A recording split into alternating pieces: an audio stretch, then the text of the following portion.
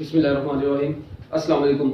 अच्छा बच्चों, आज के इस लेक्चर में हम लोग कुछ टॉपिक्स जो पढ़ने जा रहे हैं वो एरर एंड अनसर्टेनिटी से रिलेटेड टॉपिक है। बड़े आसान है और छोटे छोटे इसके कॉन्सेप्ट्स हैं, तो आप लोगों ने बड़े अच्छे तरीके से इस लेक्चर को गौर से समझना है। तो सबसे पहले बच्चों आता है error and uncertainty. Error and uncertainty.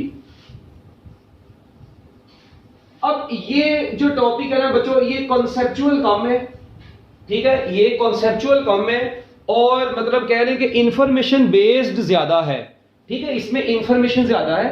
कुछ टॉपिक्स ऐसे होते हैं एंट्री टेस्ट में जो मैथमेटिकल होते हैं, कॉन्सेप्चुअल होते हैं, और कुछ ऐसे होते हैं जो इंफॉर्मेशन बेस्ड होते हैं।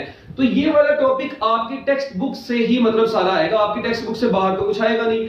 हाँ, मगर ये कि इन एरर को समझना कैसे है, इनको अंडरस्टैंड कैसे करना है, ये मैं आपको इस लेक्चर में जरूर बताऊंगा। देखिए, एरर बोलते हैं गलती को, अनसर्टेनिटी बोलते हैं गैर यकीनियत को। जिस जगह पर मतलब किसी चीज पर आपको डाउट हो, आपको यकीन ना हो, वहां पे अनसर्टेनिटी होती है, ठीक है। और एरर आपको पता है गलती है। तो मैं आपको पहले इन दोनों में ना एक मेजर सा डिफरेंस बताता हूं। देखिए, अनसर्टेनिटी बोलते हैं गैर यकीनियत को, जहां पर आपको शक हो। एरर बोलते हैं गलती को। इसका मतलब इन दोनों में डिफरेंस ये होगा कि आपकी सेंस, देखें, आप एक काम करने से पहले आपको पता चल रहा है कि यार यहां पंगा पड़ना है। Natural imperfection of person sense explain uncertainty.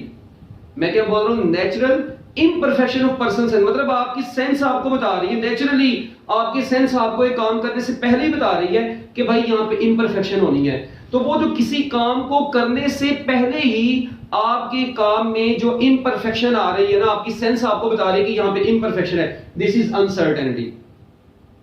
और आप लोग जब कोई काम कर रहे हैं, आपसे कोई गलती होगी तो जाहिर बात है वहां पे एरर आएगा। वो गलती जरूरी नहीं है कि आपकी ही हो, वो गलती सिस्टम की भी हो सकती है, आपकी अपनी भी हो सकती है, सिस्टम में फॉल्ट भी कोई ना कोई हो सकता है। तो वो जो मतलब मेजरमेंट्स आती हैं जब किसी सिस्टम में फॉल्ट होता है, या कोई जब इंसान मेजरमेंट ले रहा होता है उससे कोई डिफरेंस आता है रीडिंग्स में, तो उसको बोलते हैं एरर। तो एरर जो है ना वो इंसान के कामों की वजह से आता है, वर्क की वजह से आता है, जबकि अनसर्टेनिटी उसकी सेंस उसको बताती है। That is main difference. तो इसका मतलब है, एक्चुअली मैं कह सकता हूं एरर जो होता है बच्चों, ये पर्सन के वर्क की वजह से आता है, ऐसे ही है, पर्सन्स वर्क एक्सप्लेन्स एरर। जबकि अनसर्टेनिटी बच्चों, अनसर्टेनिटी क्या है? ये पर्सन्स सेंस, ठीक है जी, इंसान की जो सेंस होती है ना वो बताती है कि यहां पर एरर है। आप लोग अब अपनी टेक्स्ट बुक खोलेंगे, ठीक है, अभी अपनी टेक्स्ट बुक्स को ओपन करें। आपकी टेक्स्ट बुक का पेज नंबर 6 है। अब ये इंफॉर्मेशन बेस्ड टॉपिक है, आप लोग अपनी बुक से कवर कर सकते हैं बड़ी आसानी से।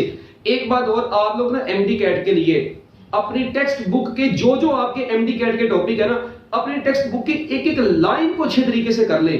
मैं आपको ये बार बार बता रहा हूं, आपके पेपर में सारी चीजें एंट्री टेस्ट में मतलब बुक से आती है, बुक से बाहर कुछ भी नहीं आता। लोग इधर उधर की तैयारी करके इतने पागल हो जाते हैं कि वो आसान चीजें अपनी बुक वाली भूल जाते हैं। मैं ये आपको बार बार बता रहा हूं, आपने अपनी टेक्स्ट बुक नहीं छोड़नी, टेक्स्ट बुक से नहीं हटना। मेरे लेक्चर जब भी ओपन करने हैं, टेक्स्ट बुक सामने आपके ओपन हो, टेक्स्ट बुक के एक एक न्यूमेरिकल को करना है, उस टॉपिक से रिलेटेड एक एक एग्जांपल को करना है, एक एक शॉर्ट क्वेश्चन को भी करना है। जो शॉर्ट क्वेश्चंस है ना, उनके अंदर से भी कॉन्सेप्ट आ जाते हैं पेपर में एमसीक्यूज बन के, बुक से बाहर कुछ नहीं आता। तो ये तो अपने ज़हन से निकाल देना, हम लोग बहुत ज्यादा एक्स्ट्रा चीजें पढ़ेंगे जो आपकी बुक से ही बाहर हो, ठीक है, बिल्कुल बेसिक कॉन्सेप्ट्स पढ़ेंगे। तो अब ये ना आपकी 3 रीजंस लिखी हैं एरर की। अगर आप लोग बुक खोले ना, आपको नजर आएगा कि it is possible to eliminate all possible errors in any measurement. किसी भी मेजरमेंट में तमाम एरर्स को एलिमिनेट करना पॉसिबल नहीं होता। अच्छा, उसके बाद उसने लिखा हुआ एरर मे ओकर ड्यू टू, पहला लिखा होगा नेग्लिजेंस, अंडरलाइन करें, नेग्लिजेंस और इनएक्सपीरियंस ऑफ अ पर्सन। देखिए, एक बंदे का काम करने में एक्सपीरियंस ही नहीं है, तो जाहिर बात है जब उसका काम करने में एक्सपीरियंस ही नहीं है तो वो जाहिर बात है वहां पे एरर आएगा ही आएगा। सो एरर मे ओकर ड्यू टू नेग्लिजेंस और इनएक्सपीरियंस ऑफ अ पर्सन। देखिए जरा कहीं पर नजर आ रहा है लिखा हुआ, देखिए बुक में, हरी अप।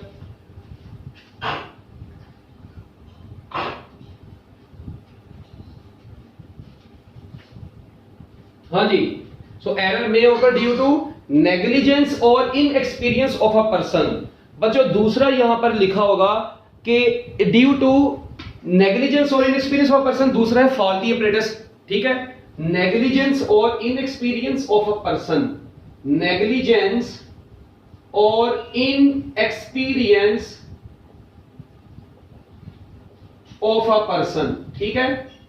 बच्चों दूसरा क्या है कि हम लोग कह सकते हैं फॉल्टी ऑपरेटर्स, ऑपरेटर्स में फॉल्ट होगा तब भी एरर आ जाएगा, तो फॉल्टी ऑपरेटर्स की वजह से भी एरर आता है, ठीक है। और बच्चों तीसरा जो होगा नेग्लिजेंस और inexperience of person, faulty operators. बच्चों तीसरा यहां पर लिख रहे इनएप्रोप्रिएट मेथड और टेक्निक, इनएप्रोप्रिएट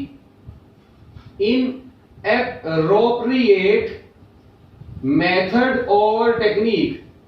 बच्चों जो इनएप्रोप्रिएट मेथड या टेक्निक होता है उसकी वजह से भी एरर आता है। सो एरर में ओवर ड्यू टू नेग्लिजेंस और inexperience of person, due to faulty operators और इनएप्रोप्रिएट मेथड और टेक्निक। ठीक हो गया बच्चों, ये एरर मतलब नेग्लिजेंस और इनएक्सपीरियंस ऑफ अ पर्सन, उसके बाद फॉल्टी ऑपरेटर्स और उसके बाद इनएप्रोप्रिएट मेथड और यानी नामुनासिब मेथड अप्लाई करेंगे तो वहां पर भी एरर आएगा। जबकि अनसर्टेनिटी की रीजंस क्या क्या है? पहली तो बच्चों आपको मैंने बता दी natural imperfection of person sense, बड़ी इंपॉर्टेंट, नेचुरल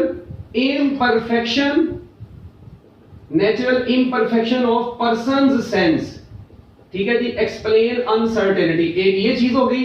दूसरी मैंने आपको ये बतानी है, अब इधर सुनेगा, एक होता है क्या नाम है, मतलब आप लोग देखें गर्मियों में सर्दियों में ऑब्जेक्ट्स की ना लेंस में वेरिएशंस आती हैं, एक्सपेंशन होती है, कंप्रेशन होती है, तो वो जो इसका मतलब है चेंज आना शुरू होते हैं ना, natural variation of the object being measured, natural variation of the objects, natural variation of the objects being measured. जिन ऑब्जेक्ट्स की मेजरमेंट ले रहे हैं उन ऑब्जेक्ट्स में नेचुरल वेरिएशन आती हैं, natural variation of the objects being measured. जिन ऑब्जेक्ट्स की मेजरमेंट ले रहे हैं उन ऑब्जेक्ट्स में नेचुरल वेरिएशन आ जाती है।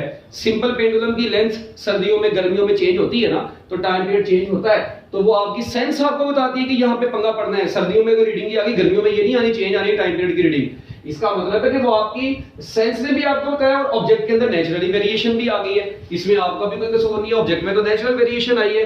ठीक हो गया बच्चों, तो ये आप लोगों ने अच्छे तरीके से जहन में रखना है।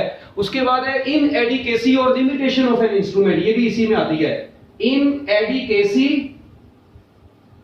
और लिमिटेशन ऑफ द इंस्ट्रूमेंट, और लिमिटेशन ऑफ इंस्ट्रूमेंट, इसकी वजह से भी बच्चों एरर आता है। देखें ना, एक चीज आपको इनएडिकेसी से मुराद ना काफी, जो आपको अवेलेबल ना हो, जो चीज आपको शॉर्ट पड़ गई हो। सपोज करें आप लोगों को बाजार में ना वर्नियर कैलिपर शॉर्ट पड़ गए हैं, आपको बाजार में वर्नियर कैलिपर मिल ही नहीं रहे, इसका मतलब है कि जब वर्नियर कैलिपर आपको शॉर्ट पड़ गया ना, तो आप लोग जब किसी और उसी रीडिंग को किसी और इंस्ट्रूमेंट से लेंगे तो आपको पता चल जाएगा, आपकी सेंस आपको बताएगी कि यहां पर पंगा पड़ना है।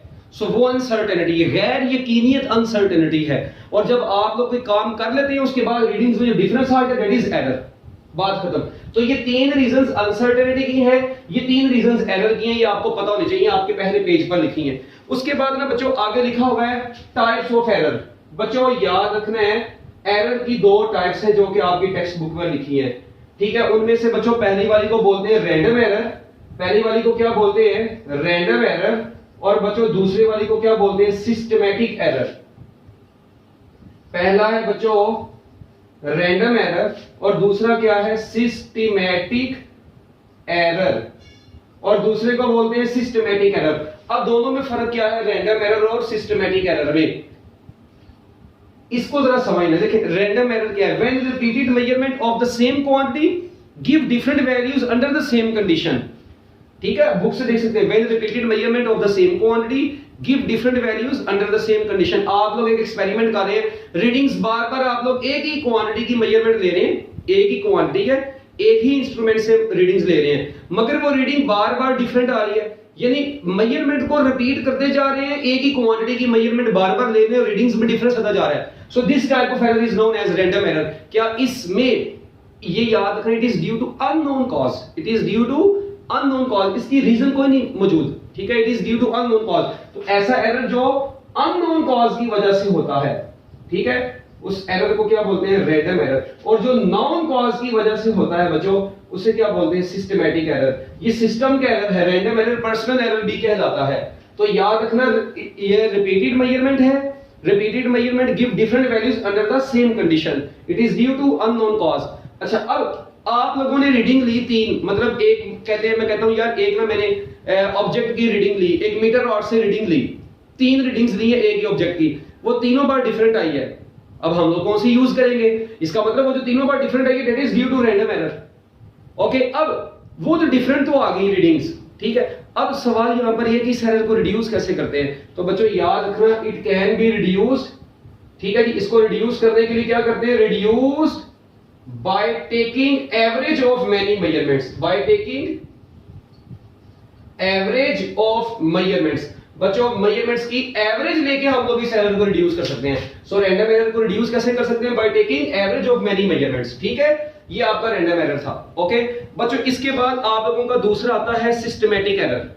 सिस्टमैटिक एरर में क्या होता है? Systematic error refers to an effect that influences equally effect करता है पर्टिकुलर क्वांटिटी को। क्या मतलब है इस चीज का? देखें, ये ऐसे इफेक्ट को रेफर करता है जिसमें मतलब equal effect, consequent difference in readings आता है। मतलब बताने का मतलब क्या है? देखिए, कॉज नॉन कॉज है, इसकी क्या वजह? देखिए मैं आपको ना पहले थोड़ी सी बता देता हूं।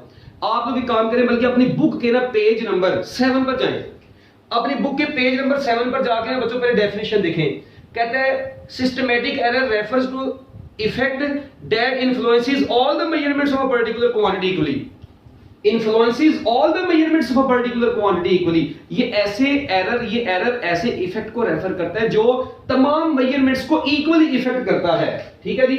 ये क्या काम करता है बच्चों? अफेक्ट्स, ठीक है जी, या इफेक्ट्स लिख लें, ठीक है। Effects all measurements equally, all measurements equally. बच्चों ये ऐसे इफेक्ट को रिप्रेजेंट करता है जो तमाम मेजरमेंट्स के इफेक्ट को, मतलब तमाम मेजरमेंट्स में इक्वली इफेक्ट करता है, ठीक है। ये when repeated measurement of the same quantity give different values under the same condition then random error occurs। तो ये सिस्टमैटिक एरर है। ये देखें ना, इक्वल इफेक्ट पता क्यों करता है? ये सुनना गौर से। आप लोग एक बात याद रखना, इसकी कॉज नाउन है ना, और वो किसकी वजह से है? Due to zero error of the instrument, due to zero error of the instrument. भाई ये जीरो एरर की वजह से भी हो सकता है, ये पुअर कैलिब्रेशंस की वजह से भी हो सकता है। किसकी वजह से हो सकता है? पुअर कैलिब्रेशंस की वजह से भी हो सकता है, और ये बच्चों जीरो एरर की वजह से भी ऑकर हो सकता है, ठीक है। ये आपकी बुक में लिखा हुआ है। और इसके अलावा बच्चों ये इनकरेक्ट मार्किंग की वजह से भी हो सकता है। ये सिस्टम का एरर है ना ये, तो सिस्टम में इनकरेक्ट मार्किंग हुई होगी तो ये एरर आ सकता है। तो बच्चों याद रखना, it is due to zero error, poor calibrations और इनकरेक्ट मार्किंग। अब देखें, अब जीरो एरर है, आपके एक इंस्ट्रूमेंट में जीरो एरर है, आप लोग उससे जितने भी रीडिंग्स लेंगे, क्या ये जीरो एरर तमाम रीडिंग्स में इक्वली इफेक्ट नहीं करेगा? बिल्कुल करेगा। So this type of error is known as systematic error, ठीक है। आप लोग देखें, आपकी कैलिब्रेशंस पुअर हुई है तो आप लोग सही नजर नहीं आ रहा आपको, ठीक है, पुअर कैलिब्रेशंस है या इनकरेक्ट मार्किंग है। अब आप लोग उससे जितनी मर्तबा भी रीडिंग लेंगे, वो इनकरेक्ट मार्किंग आपको हर मर्तबा तंग करेगी, और वो हर मर्तबा आपकी मेजरमेंट में इक्वली जाके इफेक्ट करती है। So this type of error is known as systematic error. तो अब इसको रिड्यूस कैसे करेंगे बच्चों? हाँ जी, अब सिस्टमैटिक एरर को रिड्यूस कैसे करते हैं? इसके बड़े तरीके हैं हमारे पास बच्चों। सबसे पहला बड़े तरीके क्या? एक ही तरीका बड़ा जबरदस्त। सिस्टमैटिक एरर को रिड्यूस करने के लिए हम लोग क्या काम करते हैं बच्चों? कंपेयर करते हैं। Compare with accurate measurement with instrument, compare with instrument which is, ठीक है जी, विच इज मोर एक्यूरेट। बच्चों हम लोग उस इंस्ट्रूमेंट से कंपेयर करेंगे जो ज्यादा एक्यूरेट होगा, तो उससे कंपेयर करने के बाद हमें पता चल जाएगा कि सिस्टमैटिक एरर कितना है। तो बच्चों इस एरर को कैसे रिड्यूस किया जा सकता है? By comparing the instrument with another which is known to be more accurate. जो इंस्ट्रूमेंट ज्यादा एक्यूरेट होगा उससे कंपेयर करें, आपको पता चलेगा कितना कितना एरर आ रहा है। ओ भाई ठीक है। So these are the error and uncertainty, two errors, ठीक है। Random error is also known as personal error, random error is also known as personal error, systematic error is also known as system error, ठीक है। ये system की वजह से आता है। जब सिस्टम में खराबी होती है तो सिस्टमैटिक एरर आता है, जब इंसान में खराबी होती है तो रैंडम एरर आता है। बात खत्म, बस। It is due to unknown cause, it is due to known cause. तो लो जी बच्चों, ये था आपका छोटा सा एरर एंड अनसर्टेनिटी वाला टॉपिक, ठीक है। इसको आप लोग कर लें जरा नोट, आपके पास ठीक कुछ सेकंड्स है बस, ठीक है। और इसके बाद एक और एमसीक्यू आता होता है कि देखें इधर जीरो एरर है ना, हम लोग इसके लिए करेक्शन फैक्टर भी अप्लाई करते हैं। तो आपसे पूछा जा सकता है for which error correction factor is applied. तो बच्चों याद रखना, करेक्शन फैक्टर यानी जीरो करेक्शन ही पढ़ते हैं आप लोग वो वाला, तो करेक्शन फैक्टर हम लोग किस में अप्लाई करते हैं? सिस्टमैटिक एरर में करते हैं। So correction factor can be applied to systematic error. So this is random and systematic error, error की रीजंस, अनसर्टेनिटी की रीजन, रैंडम एरर क्या होता है, सिस्टमैटिक एरर क्या होता है। ओके हो गया, खत्म हो गया ये आपका। इसको जल्दी जल्दी कर ले नोट, जल्दी जल्दी मिनट लगा के जरा। इसके बाद बच्चों अब हम लोग आगे चलेंगे प्रीसीजन एंड एक्यूरेसी की तरफ। स्क्रीनशॉट लेने ना, स्क्रीनशॉट ले लिया करें, ठीक है, बाद में इसको अच्छे तरीके से आप लोग नोट भी कर दिया करें। अब असल में प्रीसीजन एंड एक्यूरेसी टॉपिक नहीं है शामिल हमारा टॉपिक क्या है, अनसर्टेनिटी की ना कुछ टाइप्स में आप लोगों के सामने हम लिखने लगा हूं।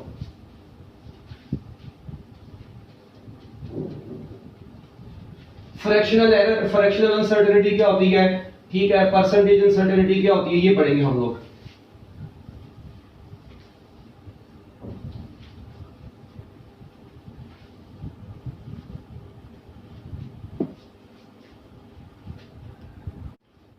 ठीक है बच्चों, अब हम लोग क्या स्टार्ट करने लगे हैं, हम लोग अनसर्टेनिटीज को एक्सप्लेन करेंगे इस लेक्चर में अब। ठीक है बच्चों, तो लिखता हूं मैं अनसर्टेनिटीज। अच्छा, ये ना 3 तरह की हम लोग पढ़ते हैं अपने एफएससी लेवल के ऊपर बच्चों। एफएससी लेवल पर इसको हम लोग 3 तरह से पढ़ेंगे बच्चों। एक हम लोग स्टडी करेंगे अनसर्टेनिटी, जिसको हम लोग बोलेंगे एब्सोल्यूट अनसर्टेनिटी। बच्चों क्या बोलेंगे, एब्सोल्यूट अनसर्टेनिटी।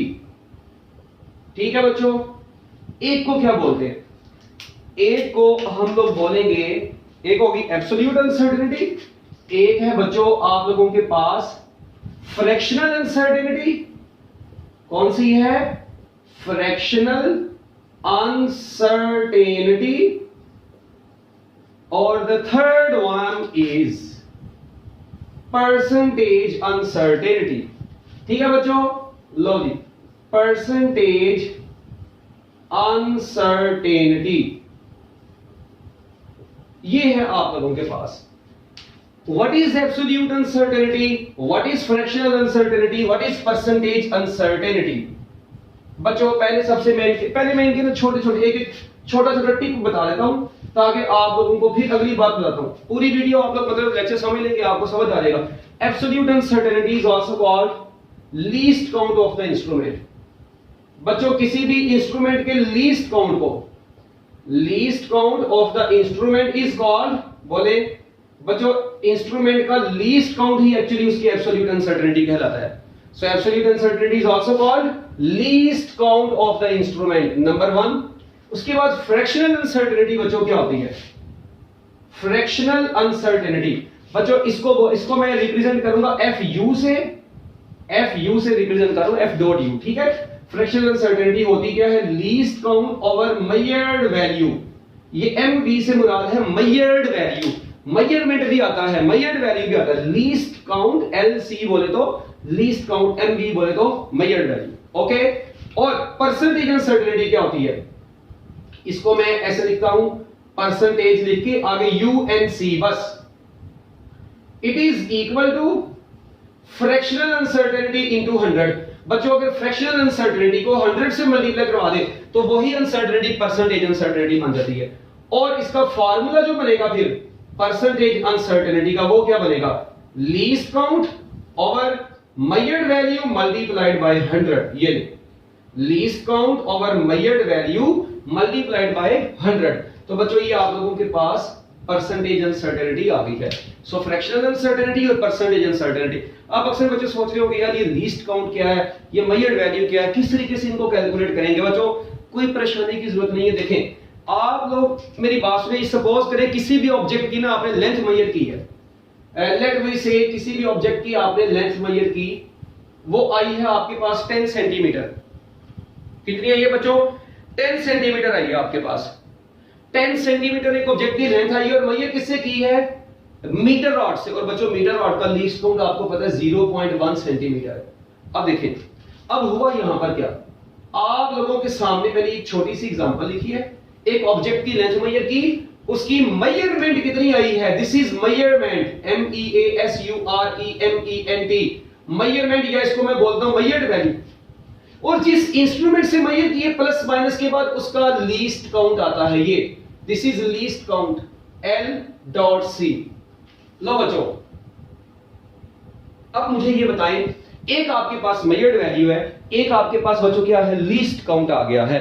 तो ये जो आप लोगों के पास मेजर्ड वैल्यू भी आ गई, लीस्ट काउंट भी आ गया। अब आप लोग बस ये रिलेशन, मतलब ये पूरी वैल्यू आई है, इसकी अब आप लोगों ने ये तीनों अनसर्टेनिटीज बतानी है इस वैल्यू में। तो बच्चों एक तो चीज साफ नजर आ रही है, देखें आपको पता है ये प्लस माइनस क्या शो करता है, ये अनसर्टेनिटी में ये प्लस माइनस क्या शो करता है ये। और बच्चों अनसर्टेनिटी किसको बोलते हैं, जहां पर आपको डाउट हो, जहां पे आपको पता हो कि यार इसका एग्जैक्ट आंसर ये नहीं है बल्कि इसमें थोड़ी सी हेराफेरी हो सकती है, ठीक है ना।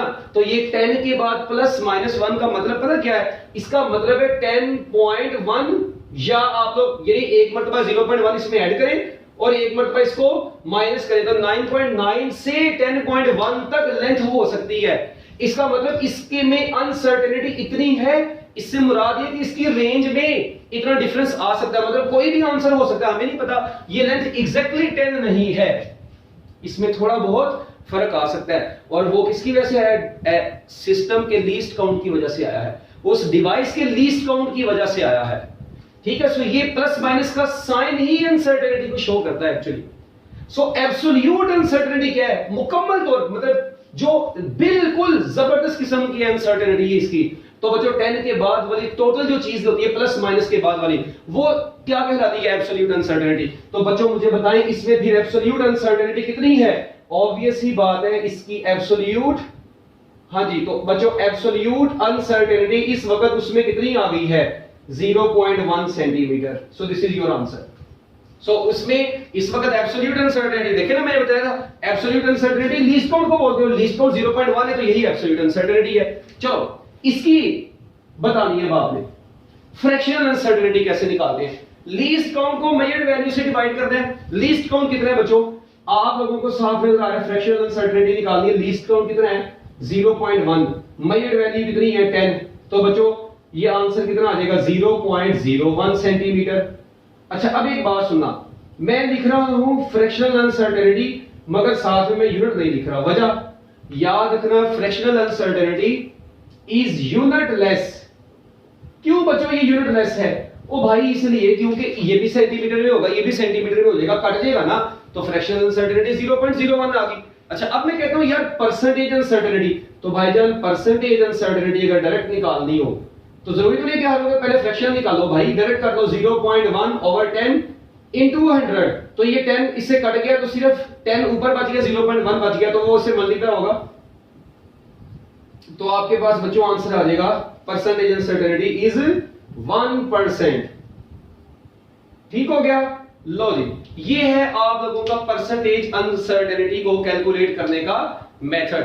तो बच्चों इसको जरा आप लोगों ने अच्छी तरीके से फाइंड आउट, मतलब देख लें परसेंटेज अनसर्टेनिटी भी आ गई, फ्रैक्शनल अनसर्टेनिटी भी आ गई और ये भी आ गया, ठीक हो गया।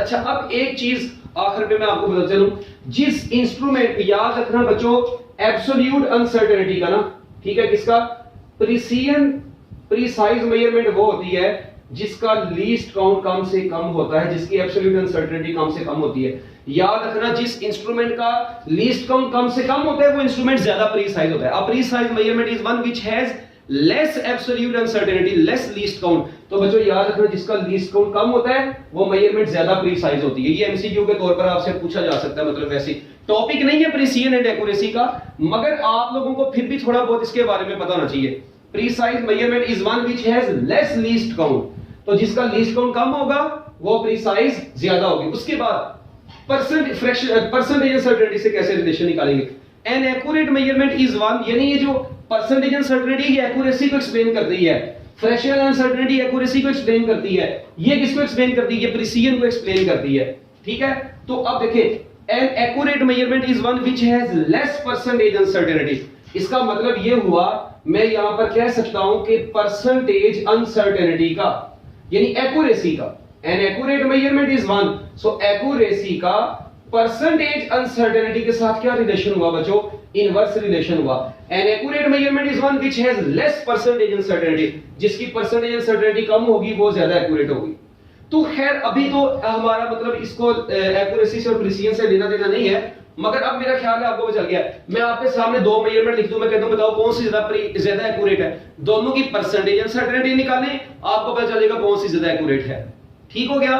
तो इसी तरह अगर आप लोगों से मैं दो मेजरमेंट देके आपसे कहता हूं बताओ भी कौन सी ज्यादा प्रिसाइज होगी, तो सिर्फ उनके लीस्ट काउंट को देखें, जिसका लीस्ट काउंट सबसे कम होगा वो ज्यादा प्रिसाइज होगा, प्लस माइनस के बाद वाली वैल्यू जितनी कम होगी वो ज्यादा प्रिसाइज हो जाएगी, बात खत्म।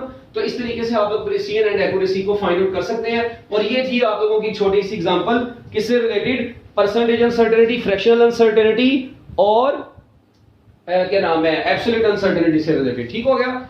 अब इसके बाद इसको जरा कर ले, मैं आप लोगों से वैसे ही कोई एग्जांपल पूछता हूं तो मेरा ख्याल है आप लोग मुझे बता देंगे। देखिए अब मैं आप लोगों के सामने एक वैल्यू लिखता हूं, जिसे सपोज करो फॉर एग्जांपल मैं आप लोगों को कहता हूं कि चलो जी मुझे ये बताओ कि आप लोगों के पास x है, लेट वी से 25 या बल्कि 20, थोड़ी आसान वैल्यू रख लेते हैं, 20 प्लस माइनस 0.1 सेंटीमीटर। मैं आप लोगों से कहता हूं चलो जी इसकी मुझे आपने तीनों चीजें बतानी है। सबसे पहले बतानी है एब्सोल्यूट अनसर्टेनिटी। हाँ जी, एब्सोल्यूट अनसर्टेनिटी कैसे निकालेंगे, तो साफ नजर आ रही है 0.1 सेंटीमीटर है। ओके, अब फ्रैक्शनल अनसर्टेनिटी कैसे निकालेंगे, least count over measured value. तो बच्चों लीस्ट काउंट 0.1 है, मेजर्ड वैल्यू 20 है। ठीक है, अब मुझे ये बताओ ये कितना बन जाएगा। अब आपको पता है अब इसको कैलकुलेट करना है, अक्सर लोगों को तो यहाँ पर दौरा पड़ जाता है कैलकुलेट कैसे करना है। और भाई मेरी बात सुनो जरा गौर से सुनना, आप लोगों को पता है मैं ऊपर वाले को ऐसे लिख सकता हूँ, ये मैं देखना जरा गौर से सुन लेना ये तरीका, इसको मैं ऐसे लिख सकता हूँ 1/200 टोटली, और भाई लिख सकता हूँ ना 1/200 लिख देता हूँ। कैसे, ये 0.1 है, 1/10 बनेगा एक्चुअली। अब मैं इसको बड़े आराम से भी करके दिखा रहा हूँ, जब आपकी प्रैक्टिस हो जाएगी फिर आप लोगों के लिए परेशानी नहीं होगी। तो ये 10 to 20 से आगे मल्टीप्लाई होगा 200 बन गया। ओके, क्या मैं इसको ऐसे लिख सकता हूँ 1/2 into 1/100, तो भाई वो 1/2 कितना होता है 0.5, और बच्चों 1/100 कितना होता है 10⁻⁻²। वो ऐसे ही है। तो अब मेरी बात सुने, आप लोगों को पता है इसको मैं कैसे लिख सकता हूँ 0.5। हाँ जी, अब ये 0.5 है, इसको मैं लिख दूंगा 5 into 10⁻³ so this is your fractional uncertainty.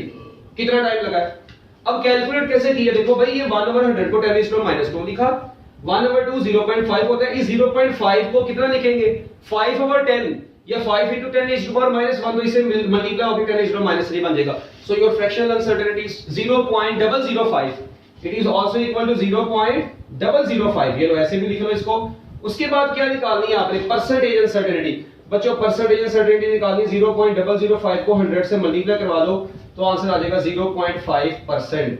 Low ji, percentage uncertainty कितनी आ गई 0.5%, एब्सोल्यूट अनसर्टेनिटी 0.005 आ गई। और क्या नाम सॉरी फ्रैक्शनल अनसर्टेनिटी, ये परसेंटेज अनसर्टेनिटी, ये एब्सोल्यूट अनसर्टेनिटी। सो बच्चों ये है मेथड आप लोगों का इन अनसर्टेनिटीज को कैलकुलेट करने का। ठीक है, तो मैं उम्मीद करता हूं कि आपको ये समझ आ गया होगा। ठीक है, तो आप लोग इसको अच्छे तरीके से नोट कर लें, जल्दी जरा कर लें।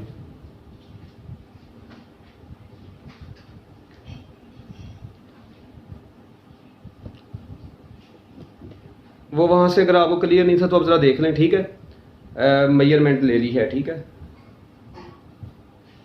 अच्छा बच्चों इसकी स्क्रीनशॉट आप लोग ले लिया करें, साथ साथ मैंने आप लोगों को बताया हुआ है ताकि हम लोग अपनी नेक्स्ट जो चीज़ें हैं वो कंटिन्यू कर सके। अच्छा बच्चों, assessment of total uncertainty in final result, ये हमारा नेक्स्ट टॉपिक है। इस नेक्स्ट टॉपिक में ना आपको डिफरेंट हेडिंग्स नजर आएंगी, उनमें से सबसे पहली नजर आएगी फॉर एडिशन एंड सब्ट्रैक्शन।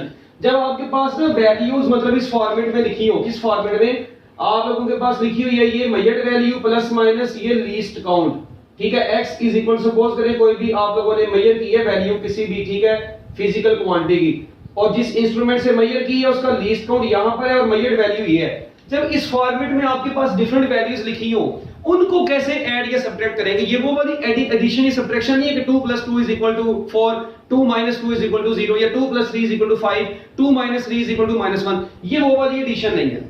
ये है आप लोगों ने अनसर्टेनिटीज के अंदर कैसे मतलब असेसमेंट कैसे हासिल करनी है। आप लोगों के पास फाइनल अनसर्टेनिटीज आई हैं, उनमें आप मतलब अनसर्टेनिटीज के फाइनल रिजल्ट आपके पास आए हैं, उनमें कैसे असेसमेंट आप लोगों ने लेनी है अनसर्टेनिटी की।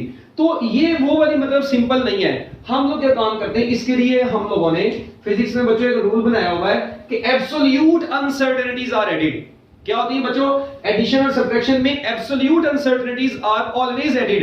एब्सोल्यूट अनसर्टेनिटीज ऐड होगी। देखें मैं आपके सामने एक वाली वैल्यू लिखता हूं बच्चों, x1 लिखा 10.5 प्लस माइनस 0.1 सेंटीमीटर, x2 लिखा 26.8 प्लस माइनस 0.1 सेंटीमीटर। मैं कहता हूं जी x2 माइनस x1 करो, बड़ी में से छोटी को माइनस करना है। बच्चों क्या काम करेंगे, आप 26.8 में से 10.5 को माइनस करें तो आपके पास आंसर आ जाएगा 16.3। ये आंसर आ गया। देखिए ये तो सब्ट्रैक्शन से ही आया है आंसर, मगर प्लस माइनस की बात देखें, हम तो अनसर्टेनिटीज की डिस्कशन कर रहे हैं मेन। तो बच्चों अनसर्टेनिटीज इन दोनों की ये हैं। बेशक आप लोग इन दोनों वैल्यूज की एडिशन कर रहे हैं या सब्ट्रैक्शन, बच्चों ये वाली वैल्यूज ने हमेशा ऐड ही होना है। ये वाली वैल्यूज ने हमेशा क्या होना है, ऐड ही होना है। तो यहां पर आंसर 0.2 सेंटीमीटर आएगा। ये जो देखिए आप लोगों ने हालांकि सब्ट्रैक्शन की है मगर ये ऐड ही हुई है। तो मैंने ऊपर लाइन बोली, for addition and subtraction absolute uncertainties are added. ये जो है ना ये जर्सी ये हमेशा क्या होनी है, एब्सोल्यूट अनसर्टेनिटीज हमेशा ऐड ही होनी है। अब देखें ये आपने दोनों वैल्यूज को ऐड किया, ये तो ऐड होगी। अगर सब्ट्रैक्ट करेंगे मयड वैल्यूज सब्ट्रैक्ट ही होगी। याद रखना एडिशन कर रहे हैं इनकी तो मयड वैल्यूज ऐड ही होंगी, सब्ट्रैक्शन कर रहे हैं मयड वैल्यूज सब्ट्रैक्ट ही होगी। मगर जो लीस्ट काउंट है, जो एब्सोल्यूट अनसर्टेनिटीज है, ये हमेशा ऐड ही होगी।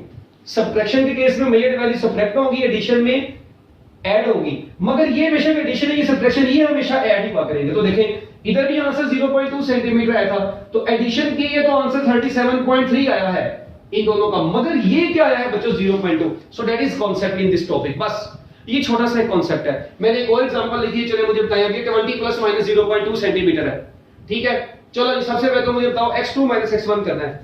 अब क्या काम करेंगे, x2 माइनस x1 है तो भाई 40 में से 20 को माइनस करो, 20 बचेगा। प्लस माइनस 0.3 में से 0.2 निकालेंगे ना, मगर नहीं निकालेंगे, इधर लिखेंगे 0.5। मैंने अभी क्या रूल बताया कि एब्सोल्यूट अनसर्टेनिटीज बच्चों हमेशा ऐड करनी है। इसी तरह x1 प्लस x2 अगर लिखा हुआ है, इन दोनों को ऐड करें क्या आंसर आएगा 60 आएगा। प्लस माइनस मगर साथ में 0.3 और 0.2 ऐड होंगे तो बोलो, तो फिर भी आंसर 0.5 सेंटीमीटर ही आएगा। So this is the addition and subtraction of assessment of total uncertainty in final result. इसको तो जल्दी जल्दी नोट कर लें, फिर मैं आपको नेक्स्ट की तरफ लेकर जाता हूं। जल्दी जल्दी नोट करें, शाबाश।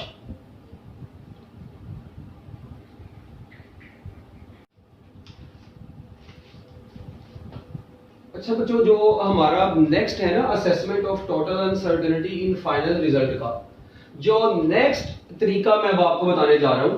एक आपको बताया फॉर एडिशन एंड सब्ट्रैक्शन, जो हमने पहले पढ़ लिया है बच्चों। उसके बाद अब आ गया है फॉर मल्टीप्लिकेशन एंड डिवीजन। क्या आ गया है, मल्टीप्लिकेशन एंड डिवीजन के लिए। आप लोग इसको समझने बाद में इसका स्क्रीनशॉट ले लेना, ठीक है ना। तो समझना आपने जरूरी है, कॉन्सेप्ट आपने समझना है। एडिशन एंड सब्ट्रैक्शन के लिए मैंने आपको बताया था for addition and subtraction absolute uncertainties are added, ठीक है। इसी तरह फॉर मल्टीप्लिकेशन एंड डिवीजन बच्चों याद रखना, for multiplication and division percentage uncertainties are added. बच्चों एडिशन मल्टीप्लिकेशन हो या डिवीजन हो, उसके लिए क्या ऐड होगी, percentage uncertainties are always added. So for multiplication and division इन दोनों के लिए परसेंटेज अनसर्टेनिटीज ने क्या होना है, ऐड ही होना है। बस जिस बच्चे को ये मतलब मेथड पता चल गया है, ये रूल पता चल गया, उसके लिए बस आनी है। फॉर एग्जांपल मैं आपको इससे रिलेटेड कुछ एमसीक्यूज लिखे हैं, मैंने क्वेश्चंस लिखे हैं कुछ, देखें बस ऑप्शन मैंने लिखी, क्वेश्चन लिख दिया। देखें if percentage error in mass, बच्चों मैस और एक्सेलरेशन इन दो का आपको परसेंटेज एरर दे दिया गया है 2% एंड 3%। कहते हैं calculate the percentage error in force. सबसे पहले आपने क्या काम करना है जब भी ऐसे एमसीक्यूज करें, इनका सॉल्यूशन एक ही तरीका बताऊंगा, सुना। F इज इक्वल टू बच्चों क्या होता है, MA। F is equal to, आपको पता है फोर्स ने MA किया हुआ है, आप लोगों ने अभी तक अपनी एफएससी पूरी नहीं की है, MA करके बैठा है। बच्चों परसेंटेज एरर इन फोर्स, हाँ जी मैस और एक्सेलरेशन मल्टीप्लाई हो रहे हैं, बिल्कुल। तो बच्चों जब ये मल्टीप्लाई होते हैं तो मैंने आपको रूल बताया फॉर मल्टीप्लिकेशन इनकी परसेंटेज अनसर्टेनिटीज बच्चों क्या होगी, ऐड होगी। So percentage error in F is equal to percentage error in mass plus acceleration.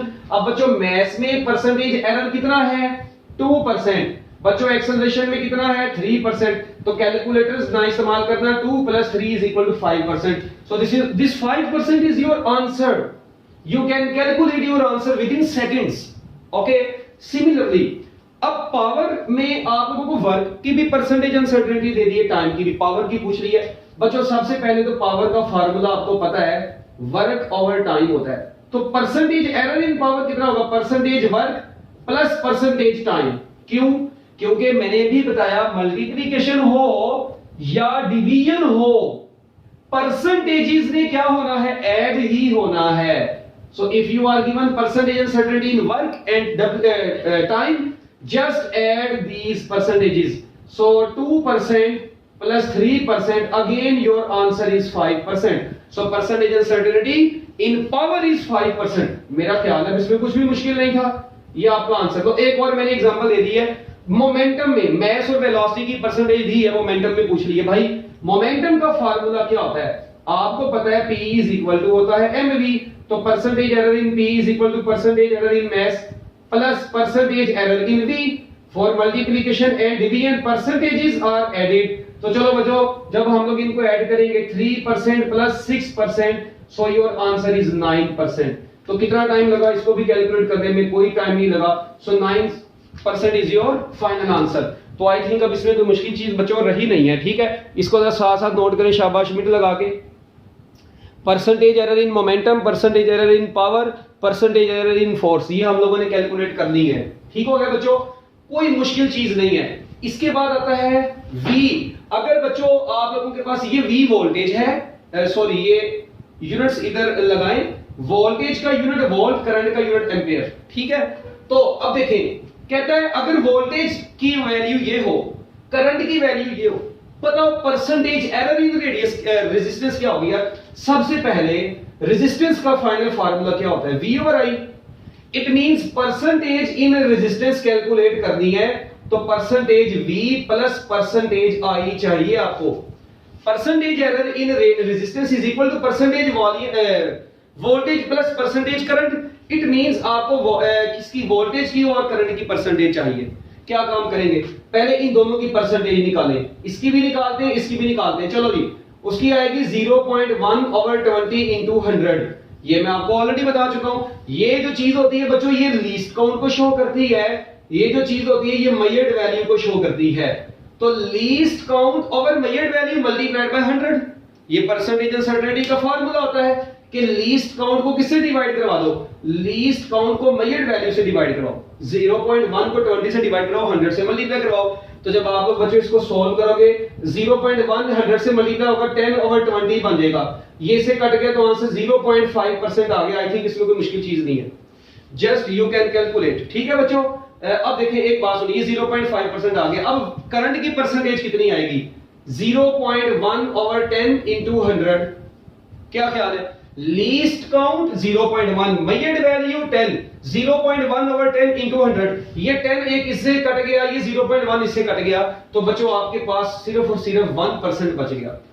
तो बच्चों मुझे बताओ परसेंटेज R किसके बराबर होगी, 0.5% plus 1%। So percentage in resistance is 1.5%। कितना टाइम लगा है। तो बच्चों अगर आपको ये परसेंटेज की फॉर्म में ना गिवन हो तो पहले इनकी परसेंटेज अनसर्टेनिटी बनाएंगे, उसके बाद आपके आंसर आएंगे। करें इसको शाबाश। If you are given percentage uncertainties then just add percentage uncertainties in multiplication and division. But if you are not given percentage uncertainties, you are given the measured values with least counts. So firstly you have to convert these measured values or measurements into percentage uncertainties. Then add percentage uncertainties, you will get final answer of their multiplication or addition, अपना division. Okay बच्चों, तो ये है जी आप लोगों का छोटा छोटा सा कॉन्सेप्ट। इसी तरह मैं यहाँ पर ले आया हूँ। अब देखिए मेरी बात सुने, आपको पता है भाई F इज इक्वल टू क्या होता है, MA। F is equal to क्या होता है, MA। तो बच्चों परसेंटेज F किसके बराबर आएगी, percentage mass plus percentage acceleration. अब कई लोगों को यहाँ पर कैलकुलेशन में भी दौरा पड़ता है। भाई इधर देखो, मास की परसेंटेज अनसर्टेनिटी कैसे निकलेगी। सबसे पहले least count over measured value multiplied by 100। कितना बन जाएगा ये, आपको पता है ये बनेगा 100 ओवर ये 0.1 को मैं 1 ओवर 10 लिख सकता हूं, ये 100 ओवर 20। तो बच्चों ये तो 0 से कट गया तो 5% बच गया। आई थिंक कैलकुलेट कर ही लेंगे। इसी के बाद अब एक्सेलरेशन कैलकुलेट करना है। तो 0 least count 0.4 minus value 3 multiply by 100। तो बच्चों ये कितना बन जाएगा, अगर आप लोग थोड़ा सा गौर करें, इसको मैं अगर 100 से मल्टीप्लाई करवाऊं ऊपर ही, तो मुझे ये बताओ ये कितना बनेगा, ये तकरीबन बन जाएगा 40/3। ओ भाई बन जाएगा।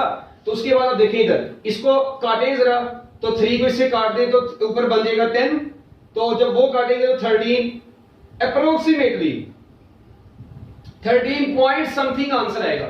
हम लोग उसको 13% कंसीडर कर दे, मैंने अप्रोक्सीमेटली लिख दिया है।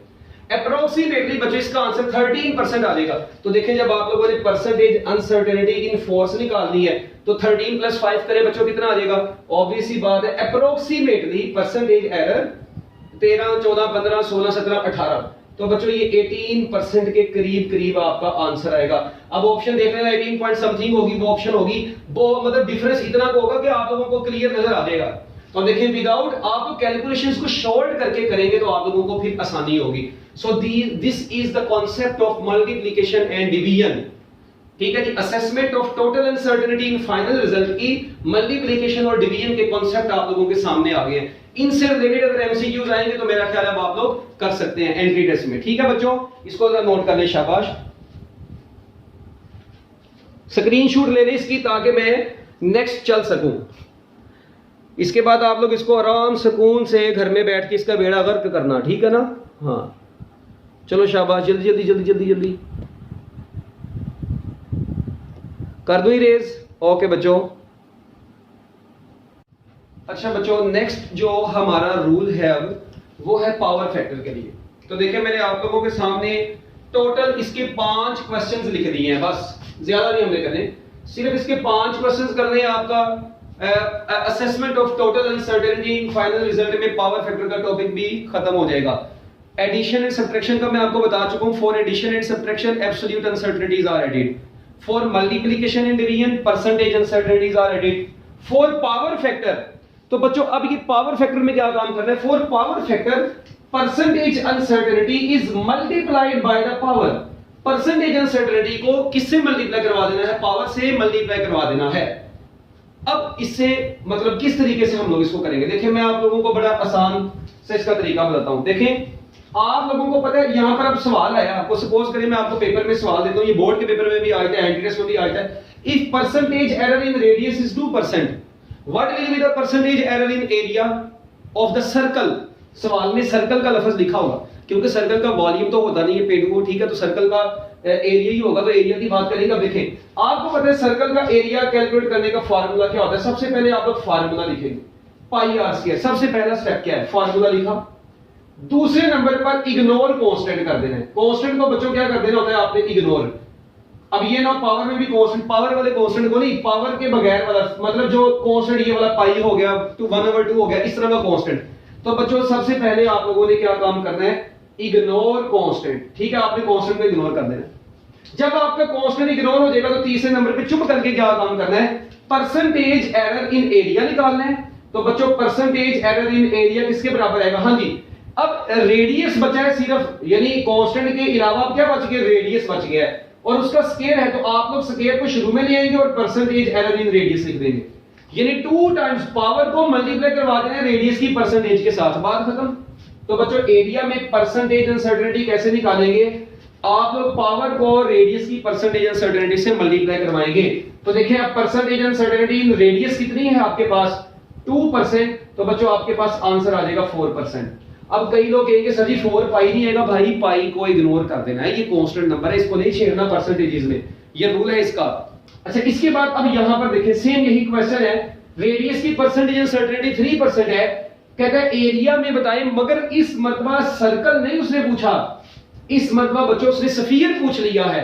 तो मेरी बात सुने, सबसे पहले नंबर पे क्या स्टेप है, पहला स्टेप जो मैं अभी आपको बताया, सबसे पहले इसका एरिया का फार्मूला लिखे, वो आपको पता है 4 पाई आर स्क्वायर होता है स्फीयर का एरिया। दूसरे नंबर पे इग्नोर 4 पाई, बच्चों 4 पाई को क्या कर देंगे, ये कांस्टेंट, इसको इग्नोर कर देंगे। तो बच्चों तीसरे नंबर पे परसेंटेज एरिया किसके बराबर आ जाएगा, पावर को रेडियस की परसेंटेज से मल्टीप्लाई करवा दें, मींस इसका आंसर मतलब इसका केस बिल्कुल सर्कल जैसा ही हो गया, बात खत्म। तो बच्चों अब ये 2 है, ये कितनी मैंने दी है 3%। तो अब ये ना इनको पता लगे एडिशन वाला लगाया, ओ भाई ये मल्टीप्लाई हो रहा है, बस 2 सिर्फ मल्टीप्लाई हो रहा है 3% से। अगर 3% इंटू 3% होता वो फिर 6% होना था, वो एडिशन वो बन जानी थी उसकी, क्या नाम है, मल्टीप्लिकेशन की बात। तो ये 2 इंटू 3% बच्चों कितना आ जाएगा 6%, तो आपका आंसर आ गया 6% एरिया आ गया।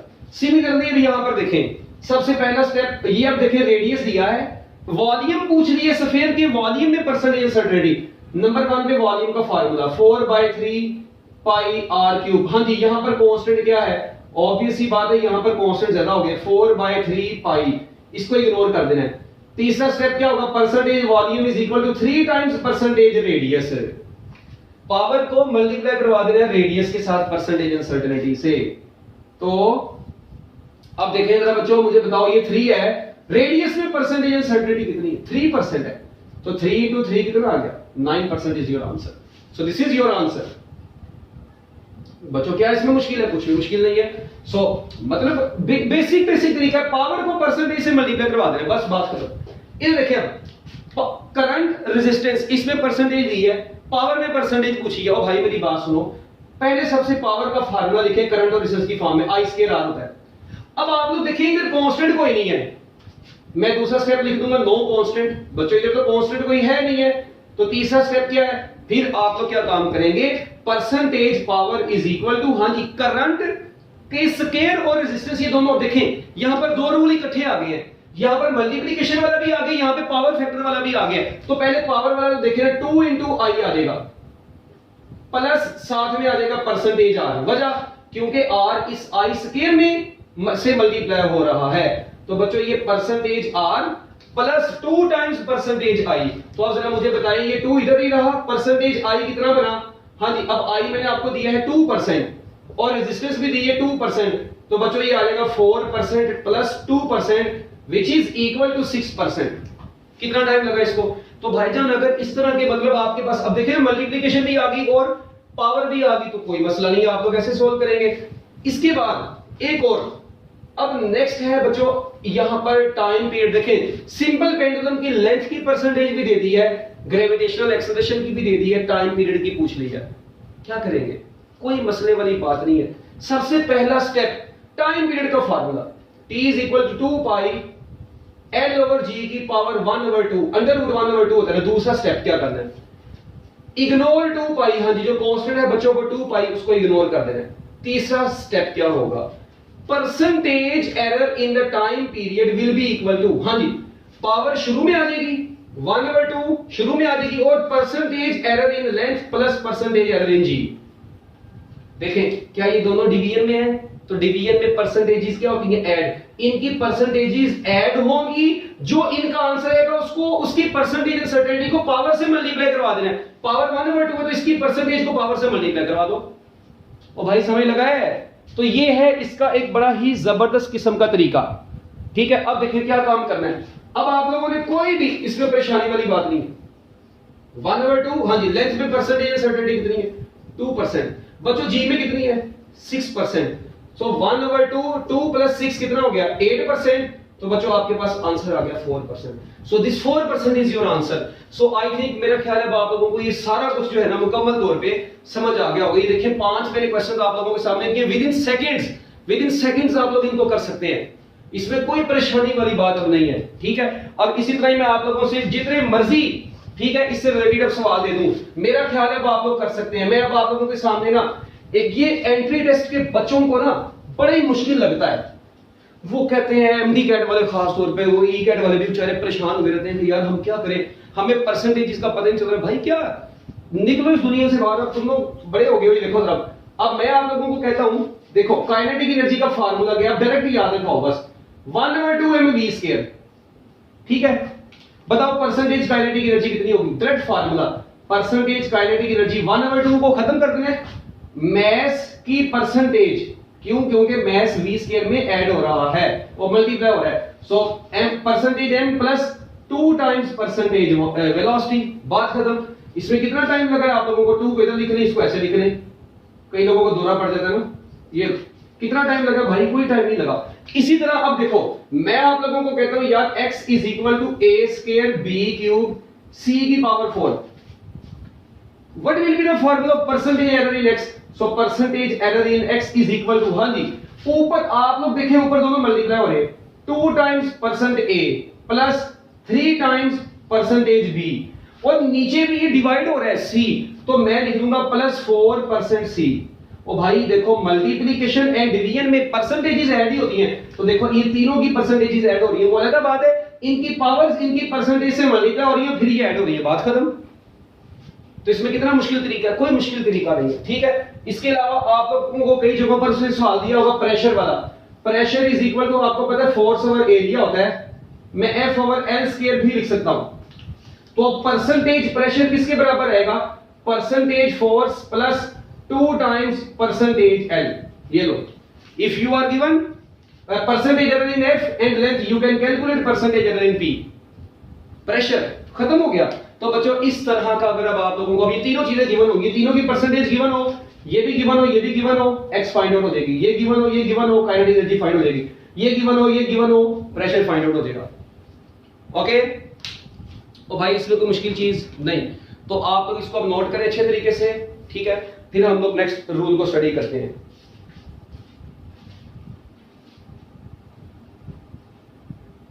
इसकी स्क्रीनशॉट ले लें, ठीक है, पिक ले लें इसकी, ताकि हम लोग अपनी नेक्स्ट चीजों की तरफ चल सकें।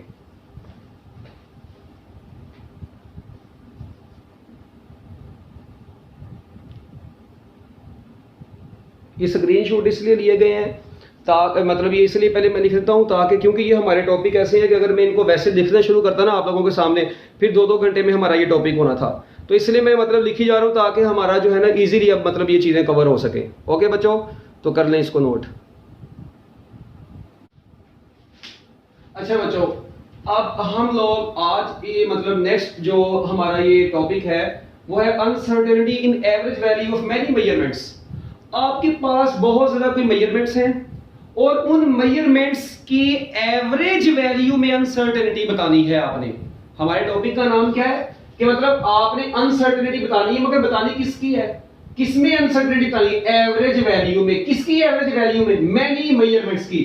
बच्चों आपको बहुत ज्यादा मेजरमेंट्स गिवन होंगी, उन मेजरमेंट्स का एवरेज लेना है और उस एवरेज में कितनी गैर यकीनियत हो सकती है, कितनी अनसर्टेनिटी हो सकती है, that is our topic. Within 5 minutes, you will get the final answer. Okay? So, keep focus on the whiteboard. Uncertainty in average value of many measurements. आपके पास many measurements हैं, उनकी यानी उन measurements की average value में uncertainty बतानी है। ये है हमारा टॉपिक। अब हम लोगों ने क्या काम करना है, इसके लिए 3 लाइनें आपने याद रखनी है। सबसे पहले क्या काम करना है, जितनी भी measured values दी होगी ना, तमाम measured values का average लेना है। एवरेज वैल्यू तो आए आपके पास, पहले जितने भी मेजर्ड वैल्यूज हैं उन तमाम का एवरेज ले, नंबर 1। उसके बाद ये काम करना है, आप लोगों ने हर एवरेज यानी जितनी भी मेजर्ड वैल्यूज थी और एवरेज वैल्यू थी उनका डेविएशन मालूम करना है। डेविएशन का मतलब उनका डिफरेंस लेना है।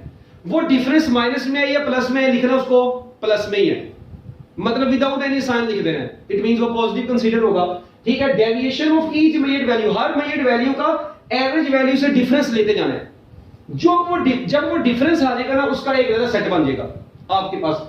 उसके बाद काम करना है, उसके बाद आपने उस डेविएशन का क्या लेना है, मीन यानी एवरेज। उस डेविएशन का मीन लेंगे ना जो, वो क्या कहलाएगी, अनसर्टेनिटी इन एवरेज वैल्यू कहलाएगी। वो क्या कहलाएगी, यानी मीन जो आएगा ना, जो डेविएशन आएगा, उस डेविएशन के दूसरे स्टेप का भी मीन ले ले, तो जो मीन आएगा वो अनसर्टेनिटी ऑफ एवरेज वैल्यू होगी। कैसे, अब अक्सर लोगों को दोहरा पड़ा है, मैं आपको ये वाली जब एग्जांपल करवा दूंगा, किताब वाली आप लोग खुद करने जोगे हो जाएंगे। करते हैं फिर बच्चों से सपोज करते हैं, मैं आपको कहता हूं मेरे पास ये कुछ मेजर्ड वैल्यूज हैं, लेट वी से ये मेजर्ड वैल्यूज 1 2 3 4, बस इतनी है। सपोज करिए ये सारी की सारी मीटर में है, ये मेजर्ड वैल्यूज मेरे पास आई है। मैं आपको कहता हूं आपने क्या मालूम करना है, आपने मालूम करना है अनसर्टेनिटी इन एवरेज वैल्यू बताएं। अनसर्टेनिटी इन एवरेज वैल्यू बतानी है आपने बच्चों। इन दी गई मेजरमेंट्स की एवरेज वैल्यू में अनसर्टेनिटी फाइंड आउट करनी है। तो बच्चों अब इसके लिए पहला रूल मैंने आपको बताया था अभी, नंबर 1 सबसे पहला स्टेप क्या था, find average of measured values. चले एवरेज ऑफ मेजर्ड वैल्यूज, हाँ जी आप लोग एवरेज ऑफ मेजर्ड वैल्यूज निकालेंगे। बच्चों मेजर्ड वैल्यूज कितनी है, 1 + 2 + 3 + 4 और डिवाइडेड बाय 4 कर देंगे। हाँ जी, तो मुझे बताएं 4 + 3 7, 7 + 2 9, 9 + 1 10, 10/5 यानी ये बन जाएगा 10/4 और ये कितना बन जाएगा 5/2 जो कि आ गया बच्चों 2.5 और यूनिट इसका क्या आएगा मीटर ही आएगा क्योंकि तमाम मेजर्ड वैल्यूज मीटर में गिवन थी। तो पहला स्टेप हो गया find average of measured values. तो लो बच्चों आपने मेजर्ड वैल्यूज का एवरेज ले लिया। दूसरा स्टेप क्या है? दूसरा स्टेप है find deviation of each measured value from average value. देखें ये आपके पास आई है एवरेज वैल्यू, इस एवरेज वैल्यू का डिफरेंस लेते जाएं इससे। चलो 2.5 में से 1 को निकाल दो, कितना बचेगा? पीछे 1.5 बचेगा। एक बात 2.5 में से 2 को निकाल दो 0.5 बच जाएगा। फिर 2.5 में से 3 को निकाल दो -0.5 बचेगा, मगर हम लोग उसको विदाउट साइन लिखेंगे। फिर 2.5 में से 4 निकाल दो, दोबारा 1.5 बचेगा। So this is your second step. कितना टाइम लगा? No time. आपने सेकंड स्टेप भी मालूम कर लिया। उसके बाद तीसरा क्या है? कहते हैं मीन डेविएशन। इस डेविएशन का मीन ले लें। मीन ये आई है आप लोगों के पास डेविएशन। बच्चों ये क्या आई है? डेविएशन। और जब इसका मीन ले लेंगे this mean deviation is equal to uncertainty. तो चलो तो बच्चों इसका मीन डेविएशन जो है ना वो अनसर्टेनिटी कहलाएगा एवरेज वैल्यू का, और वही हमने फाइंड आउट करनी थी। तो 1.5 + 0.5 + 0.5 + 1.5 डिवाइडेड बाय 4। अब बच्चों मुझे बताओ 1.5 + 1.5 कितना हो गया? अरे बोल दो भाई 1.5 + 1.5 कितना हो गया? 3 हो गया। ओके और ये 0.5 कितना हो गया? 1। तो यानी ये बन गया, ऊपर आ गया 4, नीचे भी आ गया 4। तो बच्चों अनसर्टेनिटी इन एवरेज वैल्यू कितनी आ गई? 1 metre. So your uncertainty in the average value is 1 metre. क्या ख्याल है? तो बच्चों ये आप लोगों की अनसर्टेनिटी है। This is your answer. और अगर मैं कहता हूं इसको फॉर्मेट में लिख के दिखाओ तो बच्चों overall your answer will be equal to, हां जी, मेजर्ड वैल्यू कितनी थी एवरेज वैल्यू की? 2.5 और इसमें कितनी अनसर्टेनिटी आई है? 1 मीटर की। तो this is your final answer 2.5। ये मेजर्ड वैल्यू आ गई। अब देखें ना ये क्या आ गया बच्चों? ये आ गई actually measured value. This is your measured value and this is least count. कितना टाइम लगा बच्चों? No time. तो ये है जी आप लोगों का एक छोटा सा मेथड। इसकी स्क्रीनशॉट लें जल्दी ताकि हम लोग अपने नेक्स्ट टॉपिक की तरफ चल सकें। अनसर्टेनिटी इन टाइमिंग एक्सपेरिमेंट, आज के दिन का आखिरी पॉइंट। तो इसको जरा नोट कर लें जल्दी जल्दी बच्चों, जल्दी हरी अप।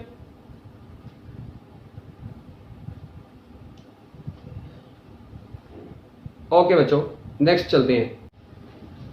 अच्छा जी बच्चों हम लोगों ने assessment of total uncertainty in final result का लास्ट केस है, ठीक है। ये हमारा बच्चों आखिरी केस है। एडिशन एंड सब्ट्रैक्शन पढ़ा, मल्टीप्लिकेशन एंड डिवीजन पढ़ा, पावर फैक्टर पढ़ा, असेसमेंट हमने एवरेज वैल्यू की पढ़ी, और उसके बाद बच्चों 5वें नंबर पर आता है अनसर्टेनिटी इन टाइमिंग एक्सपेरिमेंट। बड़ा छोटा सा टॉपिक है और बड़ा आसान सा है, जरा आप लोगों ने इसको गौर से समझना। देखें कहते हैं अनसर्टेनिटी इन टाइमिंग एक्सपेरिमेंट कैसे फाइंड आउट करते हैं। Uncertainty in time period of vibrating body is equal to, ये फार्मूला है इसका।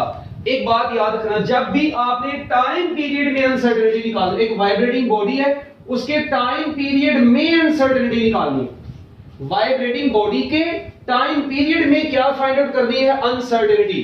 तो बच्चों uncertainty in time period of vibrating body is equal to least count of the vibrating device divided by number of vibrations.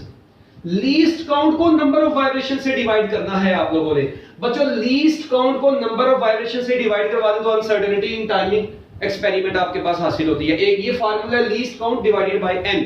दूसरा अकेला अगर time period calculate करना है ना बच्चों, तो अकेले टाइम पीरियड की कैलकुलेशन जो है ना, अकेले टाइम पीरियड की सिर्फ सिंगल मेजर्ड वैल्यू उसकी निकालनी है, तो वो t/n है। ये कहां से आया? देखें आप लोगों को पता है बच्चों फ्रीक्वेंसी क्या होती है? फ्रीक्वेंसी होती है number of vibrations per unit time. तो बच्चों टाइम पीरियड इसका रेसिप्रोकल नहीं होता, तो रेसिप्रोकल ले लेंगे तो t/n आ जाएगा। इसका मतलब है if you are given total time of n vibrations, just divide the total time with total number of vibrations, you will get time period of single vibration। तो टाइम पीरियड तो हो गई एक वाइब्रेशन का, तो टोटल वाइब्रेशंस को क्या नाम है, टोटल वाइब्रेशन के टाइम को टोटल वाइब्रेशन से डिवाइड करवा दें, आपके पास टाइम पीरियड आ जाता है। ये दो फार्मूला जिसको आ गया उसकी जिंदगी में सुकून। बस इस पूरे टॉपिक में सिर्फ ये दो फार्मूलाज हैं। अब देखें मैंने आपको ये डाटा दिया यार, एक स्टॉप वॉच है उसका लीस्ट काउंट 0.1 सेकंड है, उससे 20 और मैंने ना स्टॉप वॉच से 20 वाइब्रेशंस अपना क्या नाम है 20 वाइब्रेशंस का टाइम नोट किया, लेट वी से वो 40 सेकंड आया, लेट वी से स्टॉप वॉच है एक हमारे पास बच्चों, क्या है, एक हमारे पास स्टॉप वॉच है। मैंने उस स्टॉप वॉच से क्या काम किया बच्चों, लीस्ट काउंट उसका 0.1 सेकंड है, 20 वाइब्रेशंस का टाइम नोट किया, वो 40 सेकंड आया। 20 वाइब्रेशंस का टाइम कितना आया भाई, 40 सेकंड। मैं आपको कहता हूं आपने क्या कैलकुलेट करना है, आपने कैलकुलेट करनी है अनसर्टेनिटी इन टाइम पीरियड।